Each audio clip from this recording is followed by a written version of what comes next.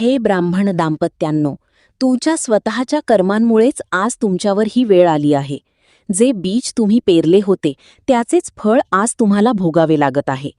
मित्रांनो, मासिक धर्म हा प्रत्येक स्त्रीच्या आयुष्यात दर महिन्याला येणारा एक नैसर्गिक प्रवास आहे.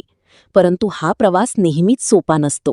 त्या काही दिवसांत अनेक स्त्रियांना शारीरिक वेदना, अशक्तपणा, चिडचिड, मनस्थितीतील बदल आणि अंतर्गत अस्वस्थता सहन करावी लागते.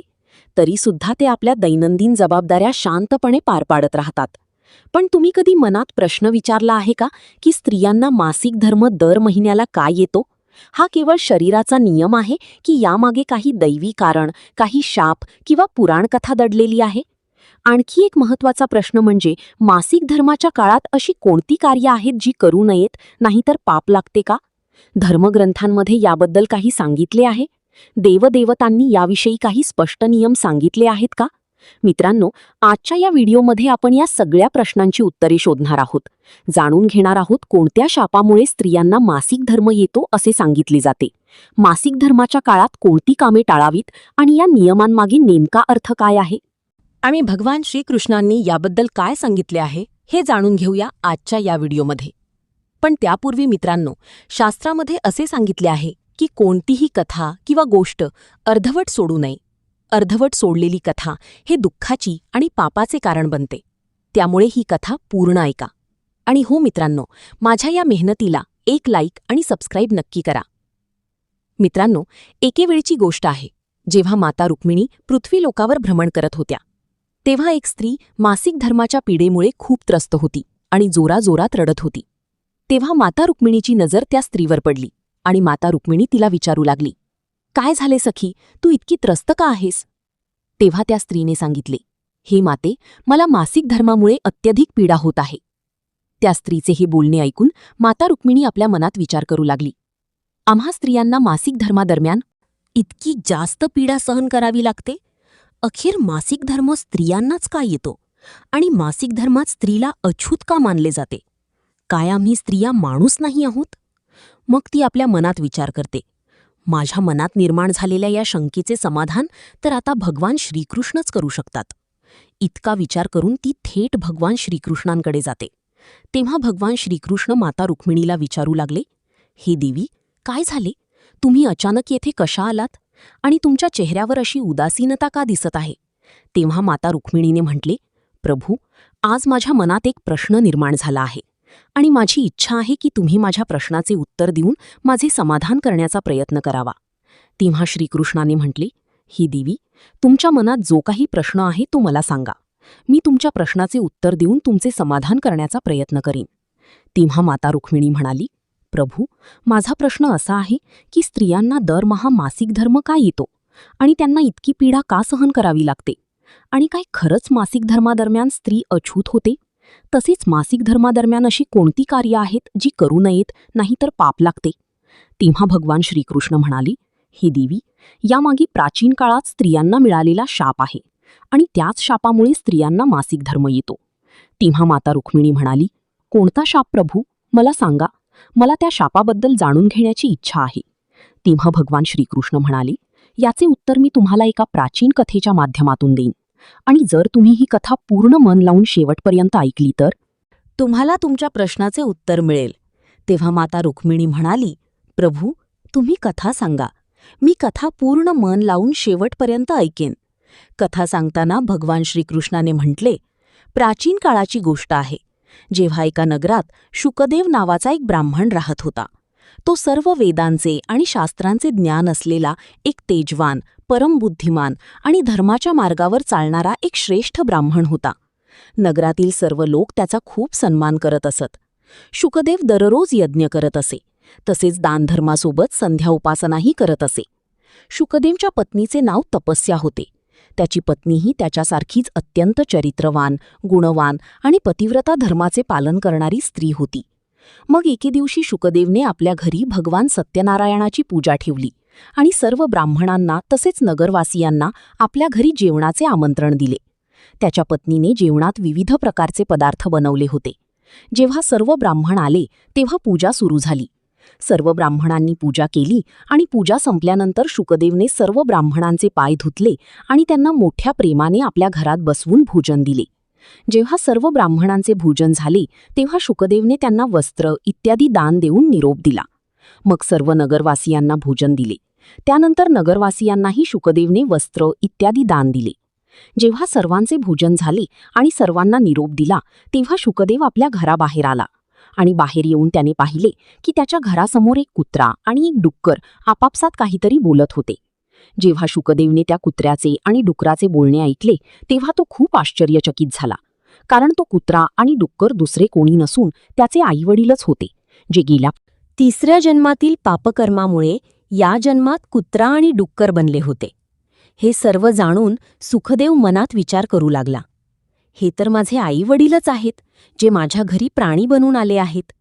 परंतु माझ्या आईवडिलांनी गेल्या जन्मात असे कोणते पाप केले होते ज्यामुळे या जन्मात त्यांना कुत्रा आणि डुकराचा जन्म मिळाला आहे? आता मी त्यांच्या उद्धारासाठी काय करू? मग रात्र होते आणि तो आपल्या अंथरुणावर पडतो, परंतु त्याला झोप येत नाही आणि त्याच्या मनात फक्त तीच गोष्ट घोळत असते की मी माझ्या आईवडिलांच्या मुक्तीसाठी काय करू. आणि रात्रभर तो याच चिंतेत होता. सकाळ होताच तो आपले गुरु मुनी वसिष्ठजींच्या आश्रमात पोहोचतो. तिथे गेल्यावर त्याने पाहिले की मुनी वसिष्ठजी आपल्या कुटीत ध्यान लावून बसले होते. जेव्हा मुनी वसिष्ठजींनी डोळे उघडले तेव्हा पाहिले की त्यांच्यासमोर सुखदेव उभा आहे. त्याला पाहून मुनी वसिष्ठजी म्हणाले, काय झाले शिष्या, तू इतका चिंतित का आहेस? तेव्हा सुखदेव म्हणाला, गुरुजी, काल माझ्यासोबत जी घटना घडली त्याच गोष्टीमुळे मी खूप चिंतित आहे. तेव्हा मुनी वसिष्ठजींनी विचारले, कोणती घटना घडली आहे? मला स्पष्टपणे सर्व काही सांग, तरच मी तुझ्या समस्येचे समाधान करीन. तेव्हा सुखदेव म्हणाला, गुरुजी, काल मी माझ्या घरी भगवान सत्यनारायणाचे पूजन केले होते आणि त्यात अनेक ब्राह्मणांना आणि नगरवासियांना भोजन दिले होते. सोबत सर्वांना वस्त्र इत्यादी दान केले होते. मग जेव्हा मी घराबाहेर आलो तेव्हा मी पाहिले की माझ्या दारात एक कुत्रा आणि एक डुक्कर उभे राहून आपापसात बोलत होते. तो कुत्रा त्या डुकराला सांगत होता की, आज पहा कशी घटना घडली. आमच्या मुलाच्या घरी ब्राह्मणांच्या जेवणासाठी जे दूध ठेवले होते, एका सापाने त्या दुधाच्या भांड्यात आपले विष ओकले होते. ते पाहून मला मोठी चिंता वाटली, कारण त्याच दुधापासून जेवण बनणार होते. जर माझ्या मुलाच्या घरी त्या विषारी दुधापासून काही बनवले असते आणि सर्व लोकांनी ते जेवण खाल्ले असते तर त्या सर्वांचा मृत्यू झाला असता. म्हणूनच मी त्या भांड्यातील सर्व दूध आपल्या पायाने उलथवून टाकले. तेव्हाच माझ्या सुनेने पाहिले आणि तिने मला काठ्यांनी खूप मारले, ज्यामुळे माझ्या शरीरावर खूप जखमा झाल्या आहेत आणि आता मी नीट चालूही शकत नाही आहे. मला ही पीडा सहन होत नाही आहे.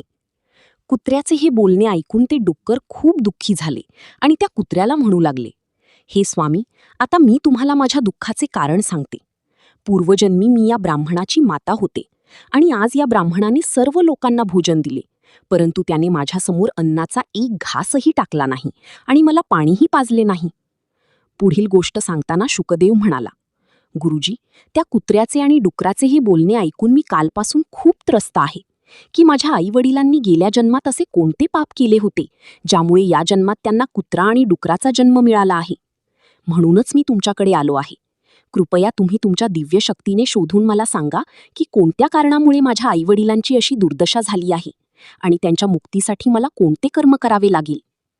तेव्हा मुनी वसिष्ठजींनी ध्यान लावून ते सर्व पाहिले जे त्याच्या आईवडिलांनी पूर्वजन्मी केले होते. मग ते शुकदेवला म्हणू लागले, हे ब्राह्मण शुकदेव, तुझ्या आईवडिलांनी गेल्या जन्मात घोर पाप केले आहे आणि त्याच पापकर्मामुळे त्यांची अशी दुर्दशा झाली आहे. तेव्हा शुकदेव म्हणू लागला, हे गुरुदेव, कोणत्या पापामुळे माझ्या आईवडिलांची ही दुर्दशा झाली आहे? कृपया मला त्याबद्दल सविस्तर सांगा. तेव्हा मुनी वसिष्ठजी म्हणाले, हे ब्राह्मण शुकदेव, हा कुत्रा जे तुझे वडील आहेत हे गेल्या जन्मी वसंतनगरचे श्रेष्ठ ब्राह्मण होते. त्यांनी एके दिवशी एकादशीचे व्रत ठेवले होते, परंतु ते त्या व्रताचे पालन करू शकले नाहीत आणि व्रत असूनही त्यांनी भोजन केले होते. एवढेच नाही तर एकादशी व्रताच्या दिवशीही तुझ्या वडिलांनी दानधर्म केला नव्हता. त्यांनी आपल्या दारात आलेल्या भिकाऱ्याला भोजन न देताच दारातून हाकलून दिले होते, ज्या कारणामुळे त्या भिकाऱ्याने त्यांना शाप दिला होता की ज्याप्रमाणे मी भुकेला आहे त्याचप्रमाणे एक दिवस तुलाही भुकेने तडपडावे लागेल आणि तुझ्या वडिलांनी गेल्या जन्मात मासिक धर्मादरम्यानच तुझ्या मातेसोबत संबंध ठेवले होते. आणि याच सर्व पापांमुळे तुझ्या वडिलांना या जन्मात कुत्र्याचा जन्म मिळाला आहे आणि आता ते त्या पापांची सजा भोगत आहेत. हे ब्राह्मण सुखदेव, आता तू तुझ्या मातेबद्दल ऐक. तुझ्या मातेने गेल्या जन्मात मासिक धर्मादरम्यान न अंघोळ करता जेवण बनवले होते आणि रजस्वला असतानाही भगवंताची पूजा उपासना केली होती. तसेच तुळशीला पाणी घातले होते. याच कारणामुळे त्यांना महापाप लागले होते आणि त्याच पापामुळे त्यांना या जन्मात डुकराचा जन्म मिळाला आहे. कारण मासिक धर्मादरम्यान स्त्री 3 ते 5 दिवसांसाठी अपवित्र होते. म्हणूनच मासिक धर्मादरम्यान स्त्रीने पूजापाठ करू नये ना सत्संग करावा. प्रत्येक स्त्रीने या 3 ते 5 दिवसात आपले केसही धुवू नयेत. यामुळे तिच्या पतीचे आयुष्य कमी होते. मासिक धर्मादरम्यान झाडझुडपांना स्पर्श करू नये आणि सर्वात महत्त्वाची गोष्ट म्हणजे मासिक धर्मादरम्यान कोणत्याही स्त्रीने आपल्या पतीसोबत संबंध ठेवू नयेत, कारण असे केल्याने महापाप लागते. मासिक धर्मादरम्यान स्त्री 3 ते 5 दिवसांसाठी अपवित्र असते आणि 6व्या दिवशी ती स्नान करून पवित्र होते. 6व्या दिवशी स्नान केल्यानंतर रजस्वला स्त्रीने आपल्या पतीचे मुख पाहावे, तसेच इतर कोणत्याही पुरुषाचे मुख पाहू नये. जर पतीजवळ नसेल तर सूर्यदेवाचे दर्शन घ्यावे. गुरु वशिष्ठ सुखदेवला म्हणतात, हे ब्राह्मण श्रेष्ठ, याच पापामुळे तुझ्या वडिलांना कुत्रा आणि तुझ्या मातेला डुकराचा जन्म मिळाला आहे. मुनी वशिष्ठजींची ही गोष्ट ऐकून सुखदेव म्हणाला, हे गुरुदेव, तुम्ही हे तर सांगितले की माझ्या आईवडिलांना कोणत्या पापामुळे कुत्रा आणि डुकराचा जन्म मिळाला आहे, परंतु तुम्ही हे नाही सांगितले की आता मी माझ्या आईवडिलांच्या मुक्तीसाठी काय करू. तेव्हा गुरु वशिष्ठजी म्हणाले, हे ब्राह्मण सुखदेव, तू कोणत्याही अमावस्येच्या दिवशी तुझ्या आईवडिलांच्या मुक्तीसाठी श्राद्ध आणि तर्पण कर, दानधर्म कर, गायीची सेवा कर आणि गोमातेला भोग अर्पण कर. तसेच तुझ्या आईवडिलांच्या मुक्तीसाठी भगवंताकडे प्रार्थना कर. मग सुखदेव आपल्या घरी जातो आणि अमावस्येच्या रात्री श्राद्ध करतो आणि अशा प्रकारे त्याच्या आईवडिलांना मुक्ती मिळते. पुढील कथा सांगताना भगवान श्रीकृष्ण माता रुक्मिणीला म्हणतात, हे देवी, आता तर तुम्हाला समजले असेल की स्त्रियांना मासिक धर्मात कोणती कार्य करू नयेत. आता मी तुम्हाला हे देखील सांगतो की स्त्रियांना मासिक धर्म का येतो आणि मासिक धर्मादरम्यान त्यांना इतकी पीडा का सहन करावी लागते. तर ऐका. सत्ययुगात कालकेय नावाचा एक प्रसिद्ध दानव झाला होता. दानव असल्यामुळे त्याचा स्वभावही दानवी प्रवृत्तीचा होता आणि त्याला असे वरदान मिळाले होते की कोणत्याही अस्त्रशस्त्राने, धातूने किंवा देवांच्या आयुधांनी त्याचा वध होऊ शकणार नव्हता. या वरवरदानामुळे तो अधिकच उन्मत्त झाला आणि स्वर्गलोकावर आक्रमण करू लागला. देवगणांनी त्याच्याशी अनेकदा युद्ध केले, परंतु कोणतेही शस्त्र त्याच्यावर परिणाम करत नव्हते. अखेर सर्व देवगण एकत्र आले आणि त्या दानवाला कसे पराभूत करावे याचा उपाय विचारण्यासाठी ब्रह्माजींकडे गेले. लगेच ब्रह्माजींकडे पोहोचताच सर्व देवांना एकत्र पाहून ब्रह्माजींनी विचारले, काय झाले, तुम्ही सर्व इतके का घाबरला आहात आणि एकत्र माझ्याकडे का आला आहात? स्वर्गलोकात सर्व ठीक आहे ना? तेव्हा देवांनी सांगितले, नाही ब्रह्मदेव, स्वर्गलोकात काहीही ठीक नाही. स्वर्गलोकावर ताबा करण्यासाठी असुरांनी आक्रमण केले आहे, म्हणूनच आम्ही सर्व तुमच्याकडे मदत मागण्यासाठी आलो आहोत. त्या असुराला असे वरदान मिळाले होते की कोणत्याही अस्त्रशस्त्राने, धातूने किंवा देवांच्या आयुधांनी त्याचा वध होऊ शकणार नव्हता. देवगणांचे म्हणणे ऐकून ब्रह्माजी गंभीर झाले. ते काही काळ ध्यानात गेले आणि मग म्हणाले, हे देवांनो, या दानवाचा वध कोणत्याही तयार केलेल्या शस्त्राने होऊ शकत नाही. फक्त एका तपस्वी ऋषीच्या पवित्र शरीराच्या हाडांपासून बनवलेल्या शस्त्रानेच त्याचा अंत होऊ शकतो. तेव्हा ब्रह्माजी म्हणाले, तुम्ही सर्व देव याच क्षणी महर्षी दधीचीकडे निघून जा. ते तुम्हाला त्यांच्या शरीराच्या हाडांपासून अस्त्रशस्त्रे प्रदान करतील आणि तुम्ही त्याच अस्त्रांचा वापर करून असुरांचा वध करू शकाल. मग सर्व देव महर्षी दधीचीच्या आश्रमात जातात आणि ते सर्व त्यांना प्रार्थना करत म्हणतात, हे दधीची महर्षी, स्वर्गलोकावर असुरांनी आक्रमण केले आहे आणि आमच्याकडे त्यांच्याशी लढण्यासाठी अस्त्रशस्त्रे नाहीत, म्हणूनच आम्ही तुमच्याकडे मदत मागण्यासाठी आलो आहोत. कृपया करून तुम्ही आम्हाला अस्त्रशस्त्रे प्रदान करावीत. देवांचे हे बोलणे ऐकून महर्षी दधीची त्यांना धर्माच्या रक्षणासाठी स्वतःचा देह अर्पण केला. त्यांच्या पवित्र हाडांपासून दिव्य शस्त्र तयार झाले. मग सर्व देव दिव्य शस्त्र घेऊन स्वर्गलोकात जातात आणि त्या असुरांशी युद्ध करू लागतात. युद्धात इंद्रदेवही होते, जे असुरांना पराजित करत होते आणि अशा प्रकारे दैत्य आणि देवांमध्ये आकाशमार्गात भीषण युद्ध चालते.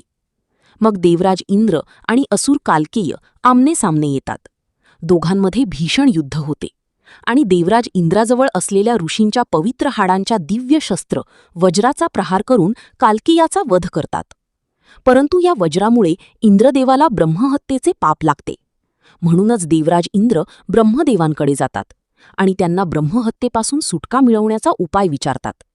तेव्हा ब्रह्माजी म्हणाले, हे इंद्रदेव, ब्रह्महत्येच्या या महापापापासून वाचण्याचा एकच उपाय आहे की तुम्ही या ब्रह्महत्येचे 4 भागात दान करून टाका, ज्यामुळे तुम्ही या पापातून पूर्णपणे वाचाल. तेव्हा इंद्रदेव म्हणाले, ठीक आहे. तेव्हा ब्रह्माजी म्हणाले, तुमच्या ब्रह्महत्येच्या पापाचा 1/4 भाग अग्नीमध्ये राहील, कारण जो मनुष्य अग्नीला आहुती देणार नाही त्याला हे पाप भोगावे लागेल. आणि तुमचा दुसरा 1/4 भाग जलामध्ये म्हणजे पाण्यात राहील. जो कोणी पाण्यात थुंकेल किंवा पाण्यात मलमूत्र त्याग करेल त्यालाही याचे पाप भोगावे लागेल. आणि याचा तिसरा 1/4 भाग झाडे झुडपे आणि वृक्षांमध्ये राहील. जो कोणी मनुष्य कारणाशिवाय वृक्ष तोडेल त्यालाही ब्रह्महत्येचे पाप लागेल. पुढील कथा सांगताना भगवान श्रीकृष्णाने म्हटली, हे देवी रुक्मिणी, अशा प्रकारे ब्रह्महत्येच्या ज्या घोर पापापासून वाचण्यासाठी इंद्रदेवाने पापाचे 3 हिस्से अग्नी, जल आणि वृक्षांना दिले. त्या पापाचा 4था हिस्सा स्त्रियांनी स्वतःवर घेतला. स्त्रियांच्या या त्यागपूर्ण निर्णयामुळेच इंद्रदेव त्या महापापातून मुक्त झाले. याच कारणामुळे आज स्त्रियांना दरमहा मासिक धर्म येतो आणि ती असह्य पीडा सहन करावी लागते. ही पीडा म्हणजे स्त्रियांनी सृष्टीच्या कल्याणासाठी स्वीकारलेला एक अंश आहे. म्हणूनच जो पुरुष मासिक धर्मादरम्यान स्त्रियांचा अनादर करतो, त्यांना स्पर्श करतो किंवा त्यांच्याशी संबंध ठेवतो, त्याला ब्रह्महत्येचे घोर पाप लागते. या काळात स्त्रीला केवळ विश्रांतीचीच नाही तर आदराची आणि प्रेमाची नितांत गरज असते. भगवान श्रीकृष्णाचे हे अमूल्य ज्ञान ऐकून माता रुक्मिणीच्या मनातील सर्व शंका दूर झाल्या. तिला समजले की ही केवळ शारीरिक प्रक्रिया नसून यामागे एक मोठा पौराणिक त्याग दडलेला आहे. तिने मनोमन भगवान श्रीकृष्णाच्या चरणी वंदन केले. मित्रांनो, मासिक धर्माशी निगडीत ही पौराणिक कथा आणि त्यामागचे सत्य तुम्हाला कसे वाटले हे आम्हाला कमेंट्समध्ये नक्की कळवा. शास्त्रानुसार या काळात पाळले जाणारे नियम हे केवळ परंपरेचा भाग नसून त्यामागे आरोग्य आणि आध्यात्मिक कारणेही दडली आहेत. जर तुम्हाला ही कथा आणि माहिती आवडली असेल तर नक्की मित्रपरिवारासोबत हा व्हिडिओ शेअर करायला विसरू नका. अशाच प्रकारच्या पौराणिक कथा आणि अध्यात्माशी जोडलेल्या माहिती जाणून घेण्यासाठी आमच्या चॅनलला सबस्क्राईब करा. धन्यवाद.